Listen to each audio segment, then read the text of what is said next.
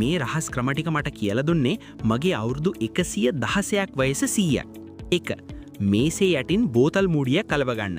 පොඩි අයිටම්ස් දාන්න මේක මරු. ආයේ කවදාවත් නැති වෙන්නේ නැහැ. 2. ලී ලෑල් එකට ප්ලාස්ටික් බොක්ස් එකක් හයි කරලා බ්‍රේකර් එක ඇතුළට දාන්න. ප්ලග් කරාම වතුර යන්නේ නැහැ. පට්ටම ප්‍රායෝගිකයි. 3. පේන්ට් බෝතලේ මූඩිය නැති වුණාම හීට් ගන් එකකින් රත් කරලා කට හිර කරන්න. පාවිච්චි කරන්න ලේසි, පෙරෙන්නෙත් නැහැ. 4. කොටන් බඩ් එකකේ තුඩ කපලා රත් කරලා නොසල් එකට සෙට් කරන්න. එතකොට ඔයිල් ටික ස්මූත් එකේ එළියට එනවා. 5. ඔයිල් බෝතලේ කට ප්ලාස්ටික් රැප් එකකින් කවර් කරලා පොඩි හිලක් හදන්න. එතකොට තෙල් හැමතැනම හැලෙන්නේ නැහැ. 6.